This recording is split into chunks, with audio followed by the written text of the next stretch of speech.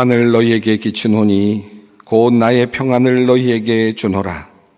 내가 너희에게 주는 것은 세상이 주는 것 같지 아니하니라. 너희는 마음에 근심도 하지 말고 두려워하지도 말라. 너희는 마음에 근심하지 말라. 하나님을 믿으니 또 나를 믿으라. 하나님은 영이시니 예배하는 자가 신령과 진정으로 예배할지니라. 아멘.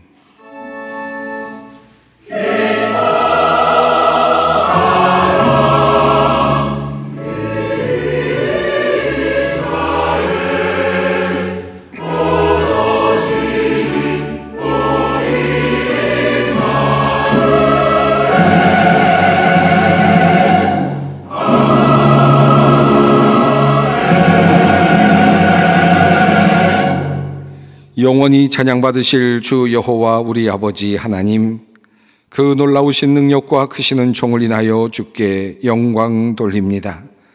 죄와 사망에서 우리를 건지신 주 예수 그리스도의 은혜를 찬양하옵고, 오늘도 우리와 함께 하시며 날마다 새롭게 하시는 성령의 놀라운 역사로 인하여 주께 찬송을 부릅니다. 성부, 성자, 성령께 세세무궁토록 영광이 있을지어다. 아멘. 다 함께 일어나셔서 29장 찬송 부르시겠습니다.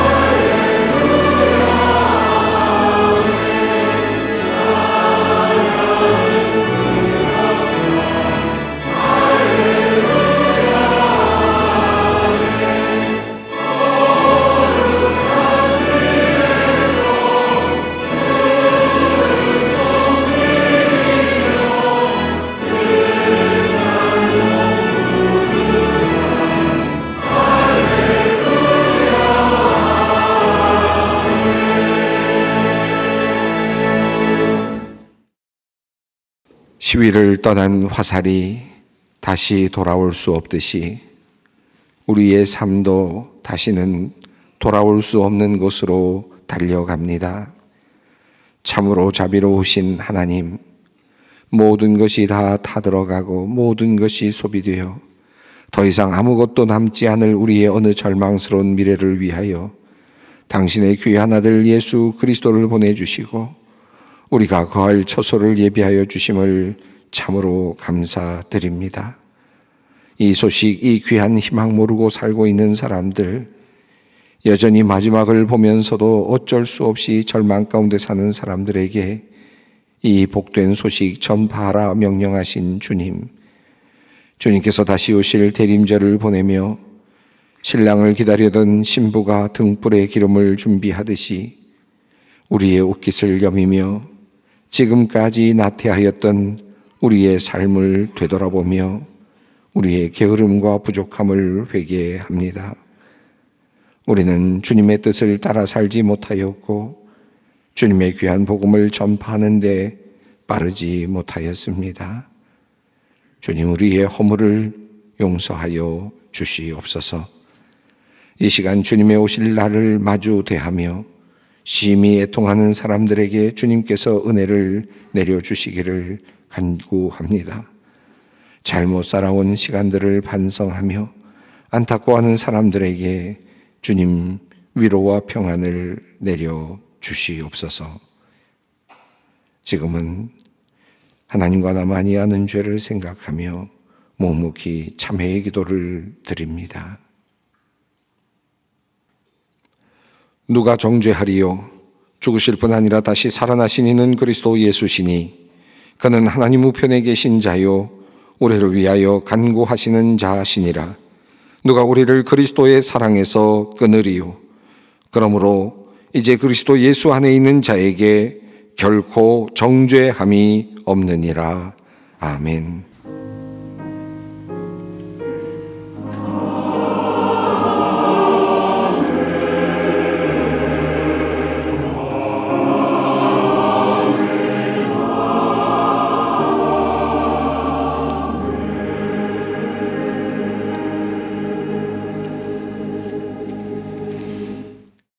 오늘 우리에게 주시는 하나님의 말씀은 구약성경 전도서 11장 9절로 10절 말씀입니다. 전도서 11장 9절로 10절까지 말씀입니다. 이 계시의 말씀을 봉독할 때 다 함께 살아계신 하나님의 음성을 들으실 수 있기를 바랍니다. 청년이여 내 어린 때를 즐거워하며 내 청년의 날들을 마음에 기뻐하여 마음에 원하는 길들과 내 눈이 보는 대로 행하라. 그러나 하나님이 이 모든 일로 말미암아 너를 심판하실 줄 알라. 그런즉 근심이 내 마음에서 떠나게 하며 악이 내 몸에서 물러가게 하라. 어릴 때와 검은 머리의 시절이 다 헛되니라. 아멘. 북부 유럽 지역 르네상스 미술의 거장으로 알려져 있는 한 분이 있습니다. 바로 한스 홀바인이라고 하는 분입니다. 그의 작품 중에 대사들이라고 하는 작품이 있습니다. 이것은 초상화인데 1533년에 완성된 그림입니다. 이 작품에는 두 사람의 프랑스 대사들이 나옵니다. 장드 당트빌이라고 하는 분과 그리고 조르드 드 쉐빌이라고 하는 두 분의 초상화입니다. 이 두 사람은 다양한 물건들을 사이에 두고 양옆에 서 있습니다. 왼쪽에 서 있는 인물이 바로 장드 당트빌입니다. 그의 화려한 옷이 그의 부요함과 지위를 잘 드러내주고 있지요. 손에 잡고 있는 홀에는 그가 29세임을 알려주는 기호가 있습니다. 옆에 서 있는 조르주 드 쉘브는 주교로서의 직책도 가지고 있는 당시로는 존경받는 위치에 있는 사람이었습니다. 그리고 두 사람 사이에는 당시 문명들을 상징하고 있는 많은 기구들 또 그런 물건들이 놓여 있습니다. 그들의 학식과 능력을 자랑하는 물건들도 함께 놓여 있습니다. 천문학을 탐구하는 기구, 그리고 지구본, 그리고 음악의 악보, 더불어 악기, 그리고 당시 과학과 그리고 수학과 관련된 책들도 놓여 있습니다.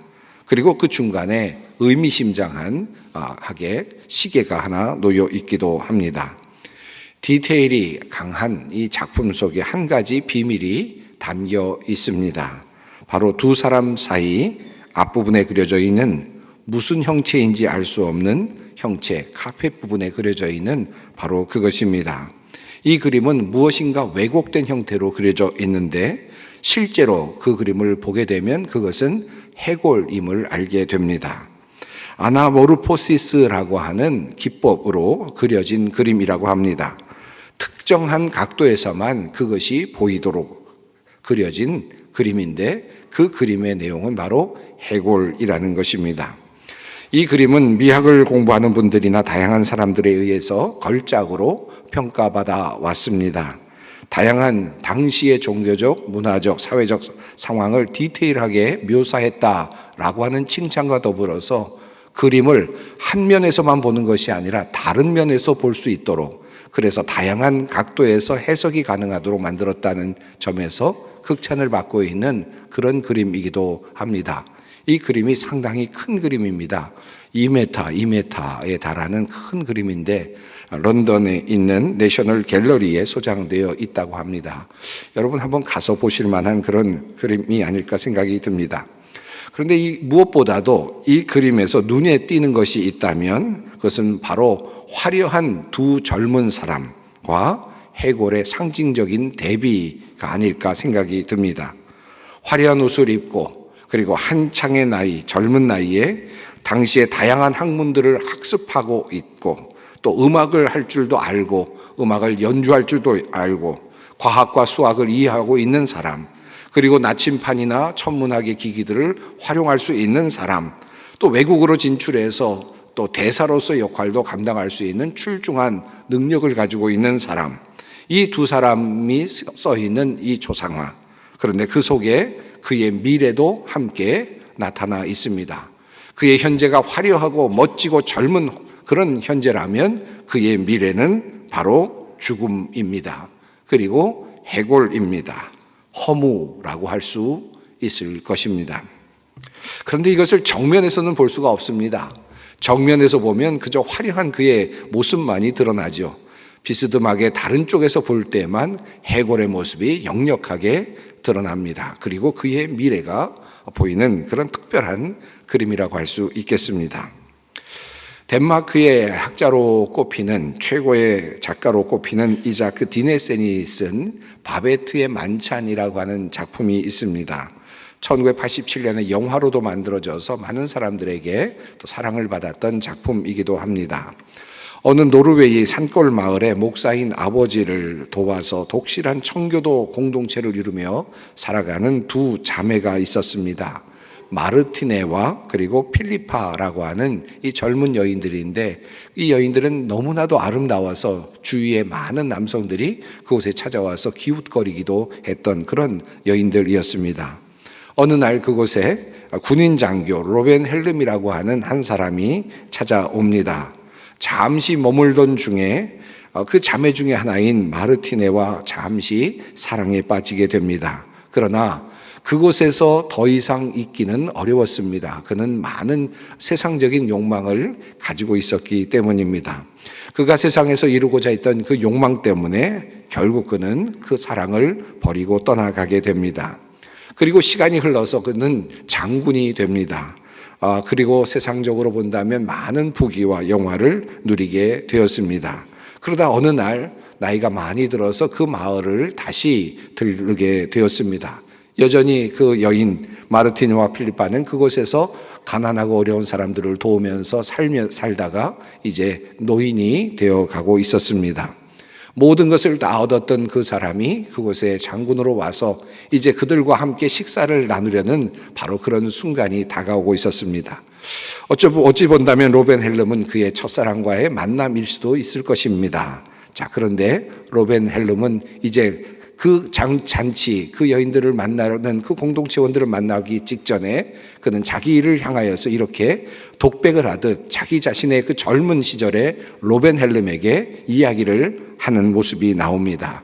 로벤 헬름, 너는 오늘 내가 젊은 시절 이곳을 떠났던 너의 행동이 옳았다는 것을 증명해야만 해 라고 스스로에게 이야기를 합니다.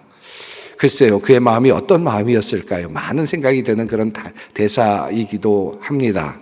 젊은 시절에 그 사랑했던 사람을 떠나서 자신의 욕망을 이루기 위해서 떠났던 그의 결단이 오늘 내가 옳았었어 라고 그 사람들 앞에서 증명해야 된다 라고 하는 그런 마음으로 그는 이제 그 자리를 떠나서 이제 그 잔치 자리로 가려고 합니다. 그런데 그가 일어서면서 마지막 대사에서 그가 마지막으로 내뱉는 말이 이것입니다. 헛되다. 헛되다. 모든 것이 헛되다. 자신의 사랑을 버리고 떠났던, 그리고 영광을 찾아 떠났던 그의 인생을 한마디로 요약하는 단어이겠습니다. 헛되다. 여러분의 인생을 이제 마무리할 때쯤 우리는 어떤 대답을 할까요? 우리도 헛되다, 모든 것이 헛되다 라고 그렇게 이런 말을 하게 될까요? 오늘 본문 속에 나오는 지혜자도 같은 고백을 합니다. 전도자가 이르되 헛되고 헛되며 헛되고 헛되니 모든 것이 헛되도다.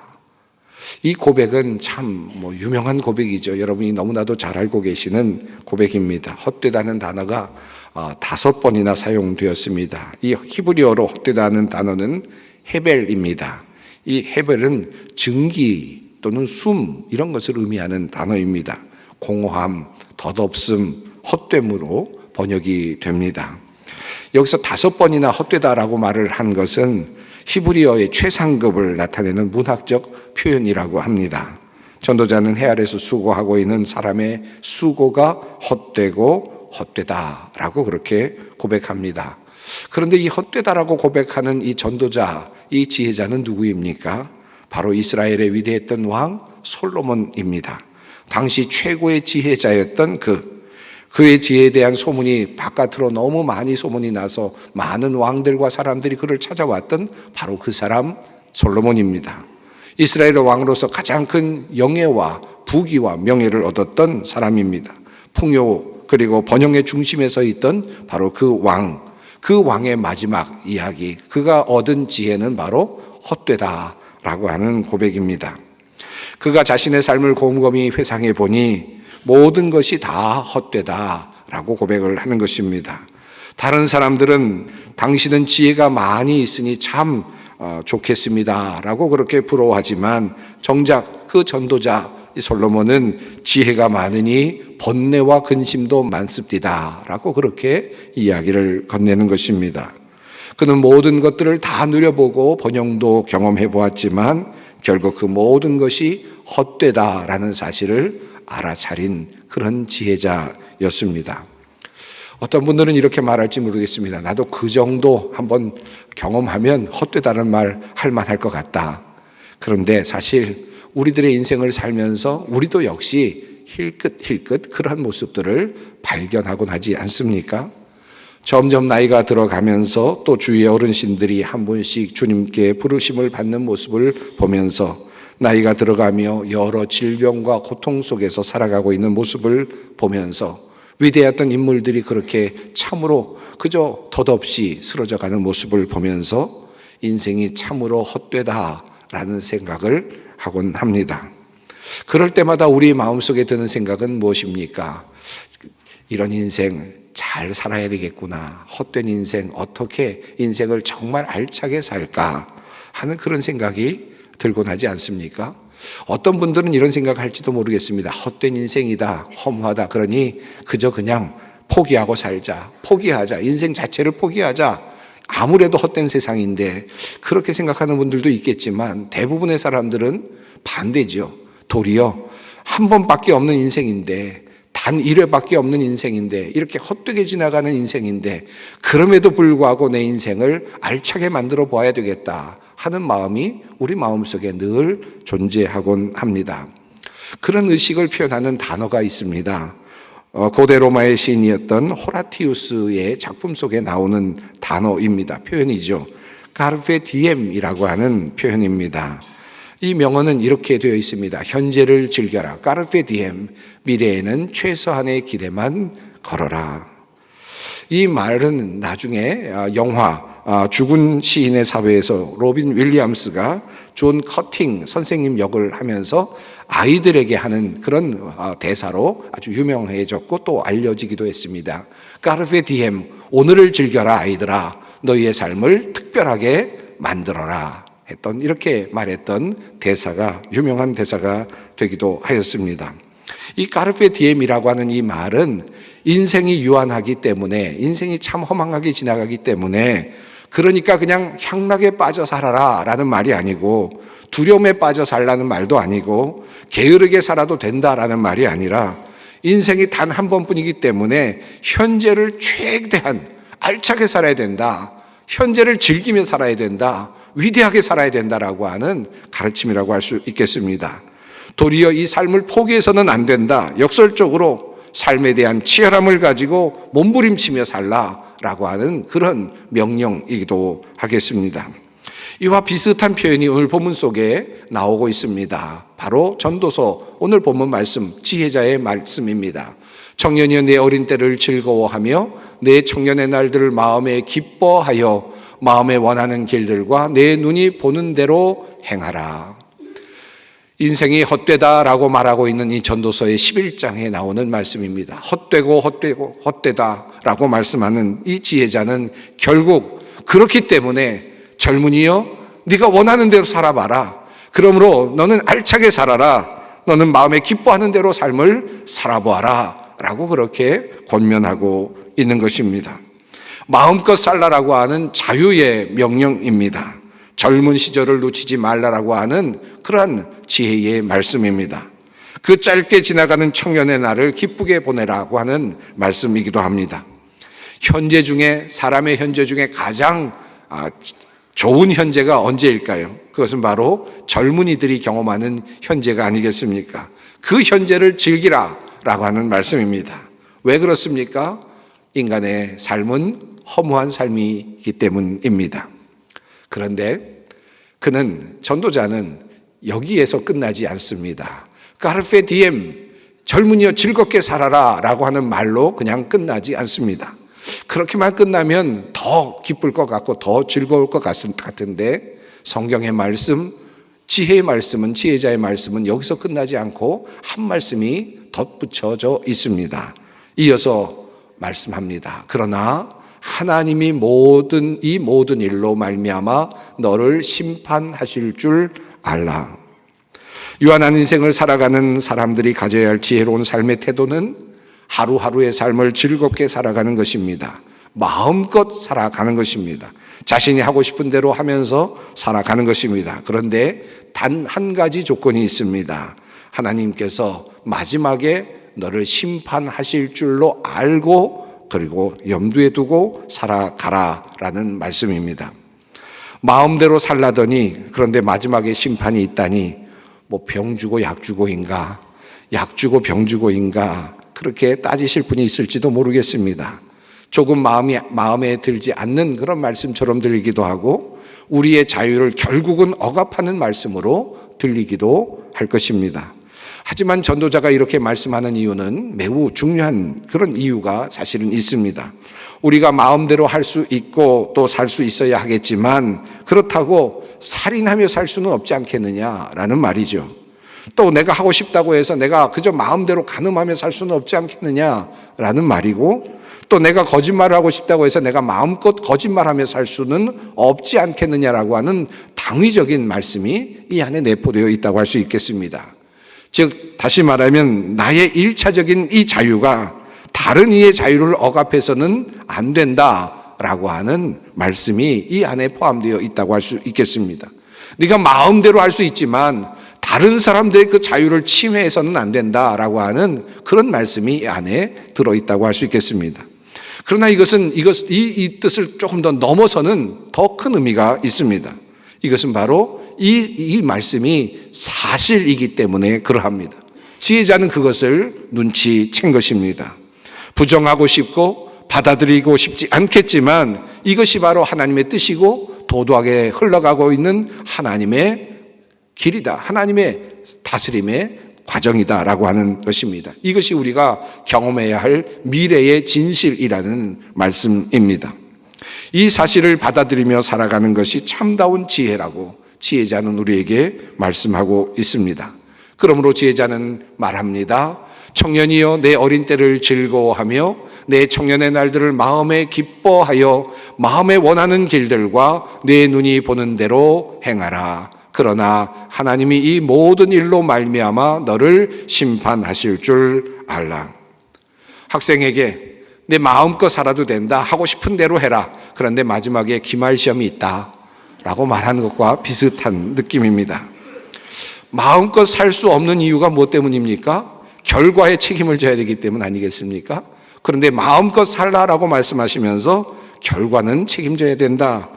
이라고 말씀하니까 이것이 우리 인간이 겪고 있는 현실이고 또 우리가 겪고 있는 현실의 딜레마가 아닐까 하는 생각이 듭니다. 이런 딜레마를 삶의 딜레마를 우리 젊은이들이 겪고 있는 것 같습니다. 요즘 욜로족이라는 표현들을 많이 쓰고 있지 않습니까? 인생은 단 한 번뿐이다 라고 하는 그런 의미로 사용되는 욜로족. 사실은 어떤 족이라기보다는, 어떤 부류라기보다는 현대의 어떤 정신적인 큰 흐름이라고 할 수 있을 것 같습니다.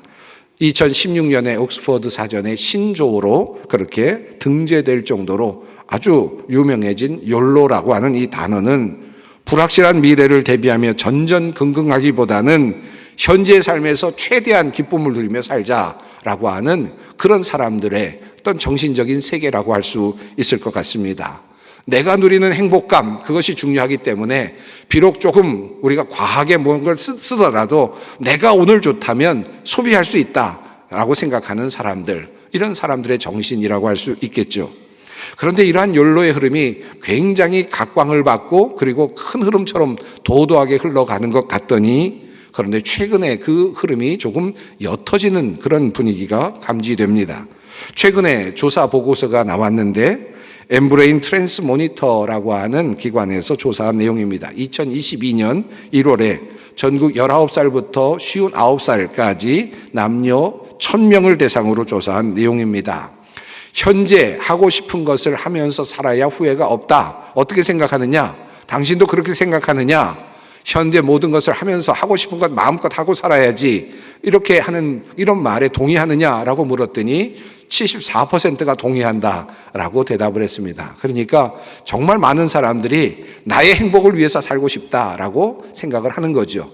무엇보다 내 행복을 우선시하려고 한다라고 하는 그 질문에 대해서도 그렇다고 대답한 사람이 74%에 육박하고 있습니다. 자, 그런데 참 흥미롭게도 그러면 당신은 당신이 원하는 대로 그렇게 욜로적으로 살 수 있을 것 같으냐? 마음껏 당신의 행복을 위해서 행복을 우선시하며 살 수 있을 것 같으냐라고 물었더니 그렇지 못할 것 같다고 대답을 했습니다. 많은 사람들이 왜 그럴 것 같으냐고 물었더니 대답은 이렇습니다. 노후 준비에 대한 부담감과 불안감 때문에 마음대로 살고는 싶지만 그러나 그렇게 살기는 어렵겠다라고 생각한 사람들이 62%입니다. 적은 규모의 소득 때문에 왠지 모를 불안감과 두려움 때문에 우리는 그렇게 살지 못하겠다. 내가 원하는 것은 마음껏 사는 것이지만 그렇게 살기가 어렵다라고 그렇게 대답을 하고 있습니다. 욜로의 삶을 즐기고 싶지만 미래에 대한 걱정과 근심이 결국 이런 삶을 가능하지 못하게 만든다라고 하는 말씀이겠습니다. 마음껏 살라라고 말하지만 그러나 실제로는 우리 안에 마음껏 살고 싶지만 그러나 우리의 미래에 대한 걱정 때문에 실제적으로는 우리가 마음껏 살지 못한다는 말씀입니다. 오늘 주님의 말씀을 보면 너희가 마음껏 살아라, 네가 원하는 대로 살아라 라고 말씀하신 다음에 주신 말씀이 그런데 하나님께서 너희를 심판하실 줄 알라. 이 말씀이 우리에게 어떻게 다가옵니까? 근심으로 다가오지 않겠습니까? 하나님께서 나를 심판하신다니 마음대로 살 수가 없겠구나. 마음대로 살라고는 하시지만 마음대로 살기가 어렵겠구나. 그것이 우리에게는 근심이 되겠죠. 마음대로 살다가 나중에 하나님 앞에서 책망을 받으면 어떻게 할까? 이것도 또한 우리의 근심거리가 아닐 수 없습니다. 그러나 이것을 넘어서서 우리에게 원초적인 근심거리가 있습니다. 우리 안에는 늘 근심이 우리를 자극하고 우리를 노리고 우리에게 도전을 해오곤 하죠. 독일의 철학자이자 문학가인 괴테가 쓴 파우스트의 작품 속에 2부 5막에 보면 이 근심이 말을 걸어오는 그런 부분이 있습니다. 이렇게 근심이 말합니다. 내 목소리 귀에는 들리지 않아도 마음속엔 쟁쟁이 울릴 거예요. 온갖 형상으로 바뀌면서 나는 무서운 힘을 발휘한답니다. 오솔길에서나 파도 위에서나 영원히 불안한 길동무이지요. 그리고 근심은 또다시 이렇게 말을 합니다. 누구든 내게 한번 붙잡히면 온 세상이 쓸모없게 되지요. 영원한 어둠이 내리덮어서 해는 뜨지도 지지도 않고 외부의 감각이 완전하다 해도 내부엔 어두움이 자리 잡게 됩니다. 온갖 보화 중 어느 것 하나도 제 것으로 소유할 수 없어요. 행복도 불행도 시름이 되어 풍족한 속에서도 줄이게 되지요. 근심이 하는 말입니다. 근심은 이렇게 강력한 힘을 가지고 있습니다.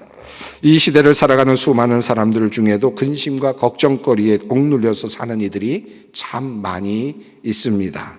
진학에 대한 걱정, 취업에 대한 걱정, 직장, 사업에 대한 걱정, 자식에 대한 걱정, 질병에 대한 걱정, 노후에 대한 걱정. 아마 이 걱정에 대한 근심에 대한 것을 나열하자면 수도 없이 나열할 수 있을 것입니다. 그리고 여러분 안에 이미 그 많은 근심들이 자리하고 있음을 잘 알고 있을 것입니다. 인생은 즐겁게 살고 싶은데 하나님의 심판이 있다는 것이 걱정이 되고 미래에 대한 막연한 걱정이 있습니다. 그런 것이 우리의 삶의 모습이라고 할 수 있겠습니다. 그런데 이 지혜자는 말씀하기를 하나님께서 이제 네가 하고 싶은 대로 해라. 마음대로 살아라. 그런데 하나님께서 너를 심판하실 줄로 알라. 라고 말씀하시면서 두 가지 행복하게 살아가는 비결을 말씀하고 있습니다. 즐겁게 살아가는 방법, 즐거운 인생을 살 수 있는 두 가지 비결을 말씀하고 있는데 그 말씀이 이러합니다. 그런즉 근심이 내 마음에서 떠나게 하며 악이 내 몸에서 물러가게 하라. 어릴 때와 검은 머리의 시절이 다 헛되니라. 여러분, 즐겁게 사는 인생, 행복하게 사는 인생을 사는 비결 어떻게 하면 됩니까? 지금 지혜자는 말하기를 내 근심이 떠나게 하고 그리고 또 하나는 바로 악에서부터 돌이키라 라고 하는 말씀입니다. 누가 근심하고 싶지 않아서 근심합니까? 근심이 나에게 다가오는데 어떡합니까? 근심이 나를 싸매고 나를 공격해 오는데 내가 어떻게 거기서부터 도망을 갈 수 있습니까? 세상적인 여러 가지 삶을 살다 보니 끊임없이 근심이 나에게 쌓이는데 너희는 마음에 그런 근심으로부터 멀어져야 된다라고 하는 이 말씀이 도대체 어떤 말씀입니까? 이 말씀은, 이 지혜의 말씀은 여기서 머물지만 바로 이 지혜의 말씀은 예수 그리스도와 연결되어 있음을 우리는 알고 있습니다. 구약의 말씀은 너희가 근심으로부터 멀어져야 한다라고 말하지만 실제로는 그 근심으로부터 멀어지는 길을 제시하고 있지는 못합니다. 그러나 우리 주님께서 이 땅에 오셔서 우리의 모든 것들을 짊어지시고 돌아가실 때 주님께서는 우리에게 친히 말씀하여 주셨습니다. 너희는 마음에 근심하지 말라. 하나님을 믿으니 또 나를 믿으라. 여기에 해결의 길이 열려 있습니다. 너희는 마음에 근심하지 말아라. 이것은 그저 하나의 모토와 같고 이룰 수 없는 길 같지만 주님께서는 그 길을 열어주시는데 하나님을 믿으라. 또 나를 믿으라. 라고 그렇게 말씀하십니다. 우리가 근심하지 않을 수 있는 이유가 있다면 그것은 우리를 선한 길로 인도하고 계시는 하나님을 우리가 믿는 데 있습니다. 우리를 언제나 사랑으로 인도해 주시는 예수님, 또 우리와 동행하고 계시는 성령님, 그것을 연약할지라도 함께 하시는 그 성령님을 믿을 때입니다. 하나님을 사랑하는 자 곧 그 뜻대로 부르심을 입은 자들에게는 모든 것이 합력하여 선을 이룬다라고 하는 이 믿음을 가지고 살아갈 때입니다. 우리 주님께서는 말씀하시기를 바로 근심 그 자체를 보지 말고 나를 바라보라고 그렇게 명령하고 계십니다. 이것이 바로 근심을 물리치는 길이고 근심에서 벗어나는 길인 것입니다. 마태복음 14장을 보면 물 위로 걸어오던 베드로, 예수님께서 물 위로 걸어오시자 물 위로 베드로도 역시 예수님을 바라보며 걷지요. 그러다가 그만 두려워지면서 물속에 빠져 들어갑니다. 그럴 때 예수님께서 베드로에게 무엇이라 말씀하십니까? 믿음이 적은 자요 왜 의심하였느냐 라고 말씀하십니다. 걱정과 근심으로부터 벗어나는 길, 그 길을 예수님께서 열어주셨습니다. 그 근심의 끝에 무엇이 있습니까? 사망의 권세가 놓여 있습니다. 실패에 대한 두려움이 놓여 있습니다. 그런데 주님께서 이 모든 것들을 짊어지시고 우리를 위하여 십자가를 지시고 죽으시고 부활의 능력으로 다시 살아나셨습니다. 바로 이 주님을 믿는 것, 이것이 바로 우리가 두려움으로부터 벗어나는 것이며 근심으로부터 벗어나는 일입니다. 바로 이것을 주님께서 원하고 계십니다. 또 한 가지 10절 말씀 속에 나오는 또 다른 인생을 즐겁게 사는 비결이 있습니다. 악이 내 몸에서 물러가게 하라는 말씀입니다. 그런즉 근심이 내 마음에서 떠나게 하며 악이 내 몸에서 물러가게 하라. 성경은 악이 내 몸에서 물러가게 하라고 그렇게 말씀합니다. 우리가 악을 멀리 해야 하는 이유는 악이 행하는 것이 근심을 유발시키는 원인이 되기 때문입니다. 우리가 무엇인가를 잘못했을 때 그것이 바로 또 다른 근심을 만들어내기 때문입니다. 또한 이것은 심판을 견딜 수 없게 만드는 것이기 때문입니다. 가늠하다 잡혀온 현장에서 잡혀왔던 여인, 예수님께서는 그를 놓아주시면서 말씀하시지 않습니까? 나도 너를 정죄하지 아니하노니 가서 다시는 죄를 범하지 말라. 그가 가늠하다 현장에 붙잡혔지만 예수님께서 그를 놓아주시고 용서해 주십니다. 그러나 그는 자유하게 되었지만 그 자유를 누리려면 다시는 그 죄를 범하지 않아야 합니다. 그것이 그 자유를 누리는 비결이기도 합니다. 사랑하는 성도 여러분, 우리 주님께서는 우리의 인생을 즐겁게 살아가기를 원하고 계시고 또 즐겁게 살아가기를 후원하고 계십니다. 오늘 특별히 4부 예배 시에는 장로 권사 은퇴식이 있습니다. 이제 나이 들어서 은퇴하시는 그런 시간이지만 그러나 아직도 남은 시간들이 있고 그 남은 시간들은 유일한 시간이며 짧은 시간이지만 소중한 시간이 아닐 수 없습니다. 즐겁게 살라라고 하는 주님의 명령이 우리 앞에 놓여 있습니다. 즐거운 인생을 살기 위해서 우리가 할 수 있는 것은 무엇입니까? 그 모든 걱정과 근심으로부터 벗어나는 일인데 그것은 바로 우리를 위해 죽으신 바로 그리스도를 바라보며 선하신 그분의 계획을 붙잡고 그분만을 바라보며 믿고 살아가는 길입니다. 여러분 삶을 기쁘게 즐겁게 행복하게 살아가시기를 바랍니다. 주님을 믿고 주님을 의지하며 멋지게 마음껏 살아가시기 바랍니다. 그리고 악에서부터 떠나서 늘 주님과 동행하며 주님께서 이루시는 귀한 아름다운 삶을 살아내는 우리 모두가 되기를 간절히 소망합니다. 기도하겠습니다. 사랑의 하나님, 우리에게 참된 자유를 주시기 원하시는 주님의 마음을 오늘 우리가 모두 느끼기를 원합니다. 마음껏 살라고 행복하게 살라고 격려하시는 하나님의 음성 바르게 듣게 하옵소서. 늘 심판을 기억하며 죽음을 기억하며 그러나 그것이 포기나 좌절이나 나태함이 되지 않게 하시고 날마다 더욱 주님께로 나아가는 순례의 행진이 또한 되게 하여 주시옵소서. 예수님의 이름으로 기도드립니다. 아멘. 우리 주 예수 그리스도의 은혜와 하나님의 사랑과 성령의 교통하심이 너희 무리와 함께 있을지어다. 아멘.